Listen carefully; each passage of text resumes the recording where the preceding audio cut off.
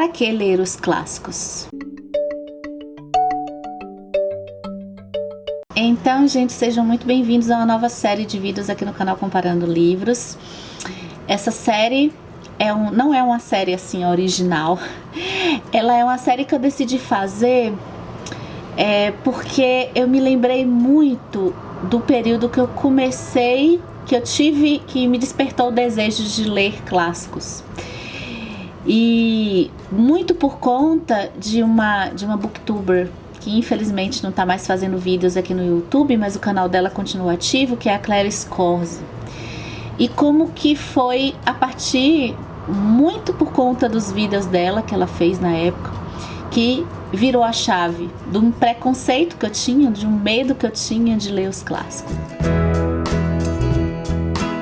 Bem, a primeira consideração dessa série de vídeos é dizer que eu sou uma leitora comum, eu não estudo letras, eu não vou falar de clássicos e não tenho qualquer pretensão de falar de clássicos sob o ponto de vista acadêmico, sob o ponto de vista de algo estudado, apesar de assistir aqui e ali um conteúdo acadêmico e outro, eu tenho gostado disso, mas eu não queria que esse vídeo aqui, essa série de vídeos aqui e tudo que eu falar sejam vistos como algo para estudo da literatura. Então, por conta disso, para eu falar aqui do que eu acho que é clássico, né?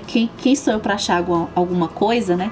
Mas eu preciso conceituar o clássico aqui para vocês. Então, de tudo que eu andei lendo, assim, de conceito de clássicos, e na minha experiência lendo clássicos, e que eu fiz a soma dessa lista que vai começar nos próximos vídeos, e somaram 31, então tô no comecinho ainda falta, mas já tem uma quantidade legal para falar com vocês da experiência, é que eu separei 3 características assim que ficam mais presentes para mim quando eu falo de clássicos.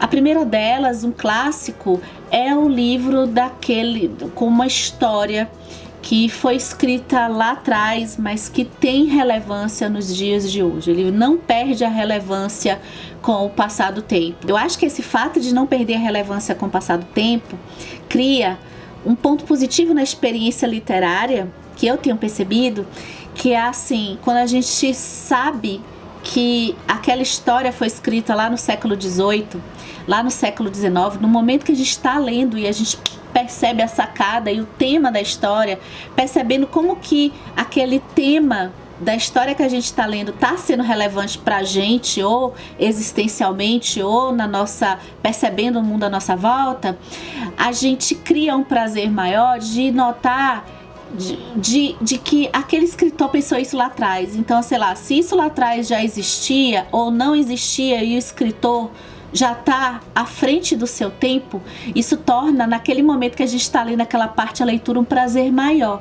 O segundo ponto do conceito de clássico para mim é quando a gente vê que a história do clássico, quando a gente termina de ler um livro clássico, a história ela não se esgota quando a gente fecha o livro. Apesar de muitos livros contemporâneos, de histórias contemporâneas, ficarem aí por muito tempo na nossa cabeça, eles crescerem, isso acaba sendo uma regra com o clássico. E a terceira característica do livro clássico, que eu acho que é a característica mais interessante, na minha opinião, é a característica de que a história de ler um livro clássico, quando a gente lê, ela não se esgota na primeira leitura. Eu fui perceber isso mais um pouco pra frente, quando eu li o Crime e Castigo. Eu já tinha lido alguns outros livros clássicos.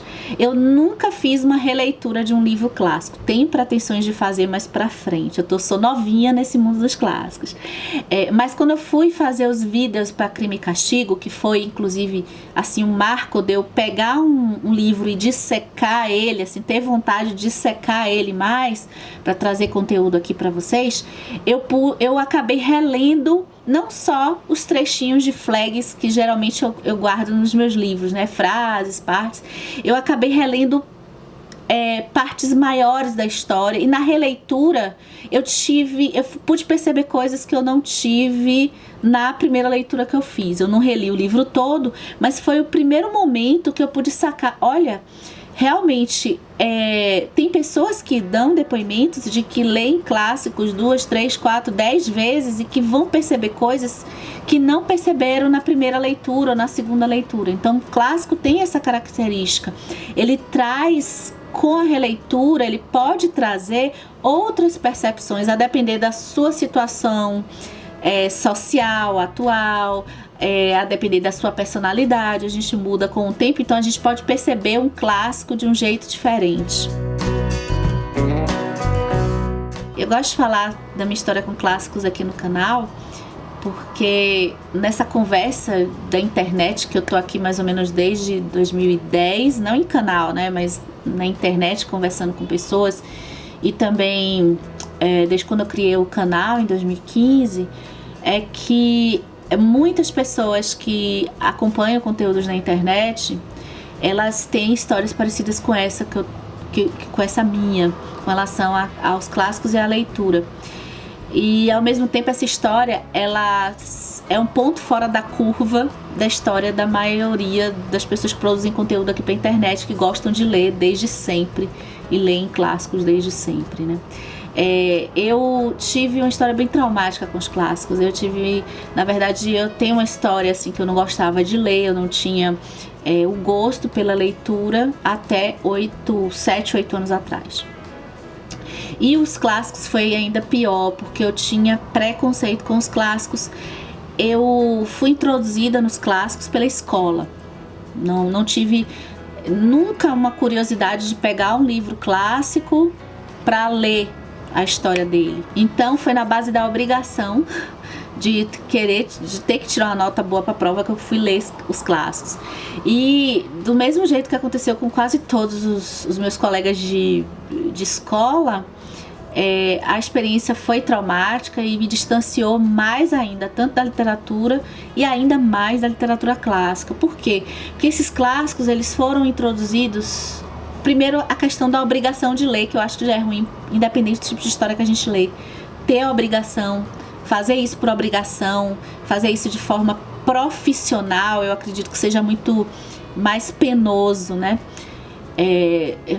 Do que pelo gosto, do que pelo hobby. E os meus professores dessa época de escola, eles não faziam a experiência ser agradável e eles faziam muito o conceito, eles introduziram muito o conceito, ou eu aprendi dessa forma, né? Mas muita gente, a gente conversava sobre isso, o conceito de que a literatura de qualidade é a literatura clássica. As outras literaturas não são de qualidade. Então, a gente era muito desqualificado na minha época, minha fase, que a moda era ler Paulo Coelho, era ler Marian Keyes, que tinha as comédias românticas, né? Essa moda da minha época era rechaçada pelos professores, porque eles diziam que não era literatura de qualidade. Eu lembro depois, mais tarde, eu já na época da faculdade, eu me arrisquei a tentar ler o Harry Potter e também ouvi isso, né, que não era literatura infantil e não era literatura de qualidade. Aí depois, vamos mais recente, né, quando eu tava começando o hábito de leitura e eu fui procurar conteúdos na internet, um dos livros que eu comecei meu hábito de leitura foi uma série de vampiros.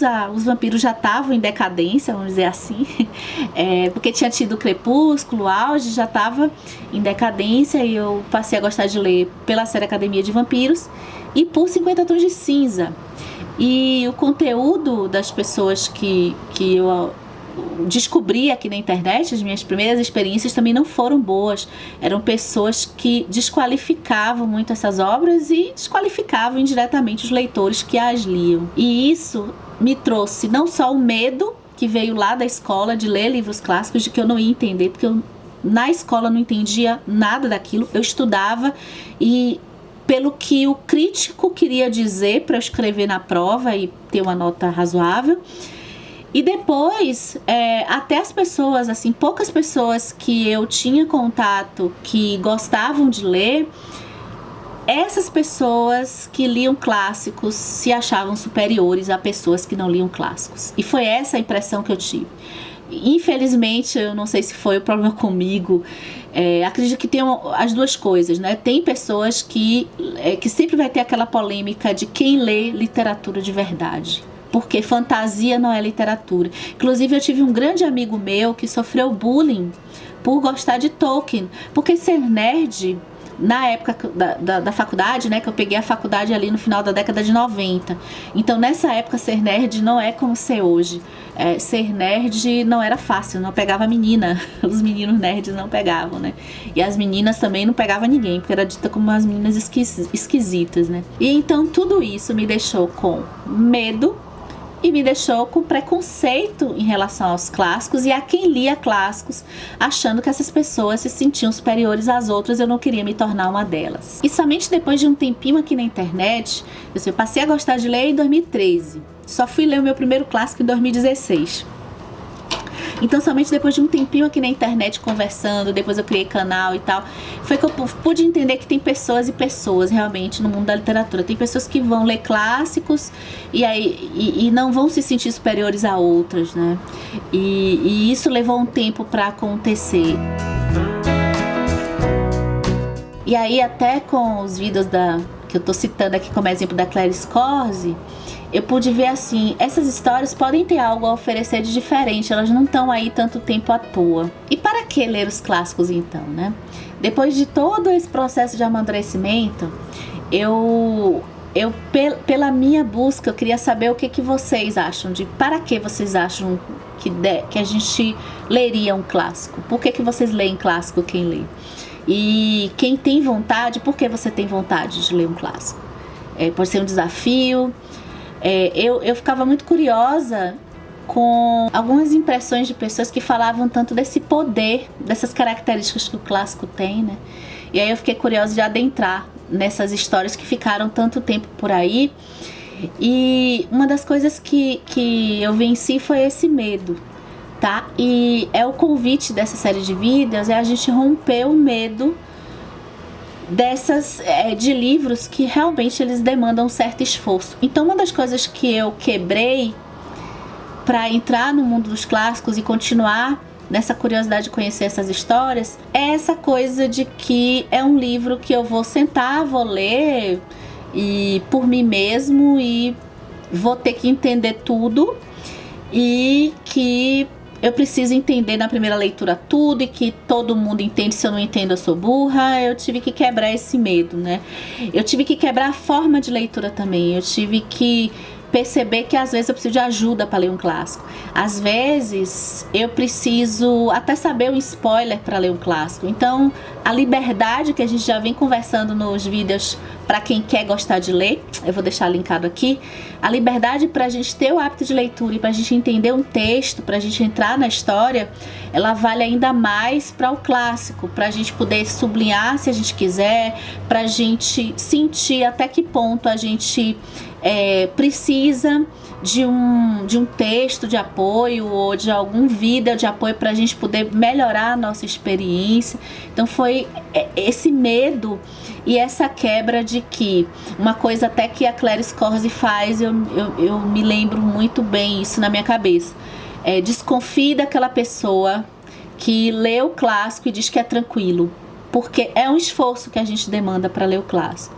A gente não é todo livro, alguns são mais fáceis que outros, e na lista que a gente vai fazer nos próximos vídeos, eu vou falar aquilo que eu achei que foi um pouco mais fácil do que outro, o que seria melhor começar, porque alguns são mais difíceis, mas não existe regra para leitura, cada um vai tentar entender como é como leitor para fazer a sua lista e começar na ordem que quiser. E por conta dessa coisa de ter realmente textos mais acessíveis, ter outros que a gente precisa de uma ajuda aqui e ali, de parar no meio da história para tentar pesquisar um pouco sobre ela e sair totalmente desse discurso de que é moleza e de que quem não entendeu esse ponto ou outro do livro não prestou atenção, ou quem não gostou da história porque não entendeu a história. E esse esforço que a gente faz para ler os clássicos, eu acho que ele sempre é recompensado. Às vezes não é um momento de ler, então a gente pega um outro, mas o que eu mais percebi na leitura de clássicos é que esse esforço e a forma de ler com mais atenção, uma forma de ler com mais degustação, ela acaba ajudando na leitura de outros livros. Então a gente começa a perceber coisas em outros livros, e é todo um processo da gente se habituar a isso, né? Que a gente não percebia antes. Então, nos próximos vídeos do canal, a gente vai ter a lista de clássicos, uma lista que eu fiz que não é por ordem de preferência. Essa lista é em ordem cronológica de leitura. Nessa lista, eu não vou falar muito das histórias. Eu decidi... tem muitos livros que não tem vídeo aqui no canal, que eu comecei a ler clássicos, então eu não consegui assim elaborar tanto eles. Aí depois eu fui meio que elaborando aos poucos, e até hoje eu tô aprendendo como que eu trago conteúdo de clássicos aqui, porque não é mais difícil fazer um vídeo falando de livros mais famosos, assim, né, mais consolidados. E então nessa série, nessa lista, eu falo apenas assim, para que ler o livro.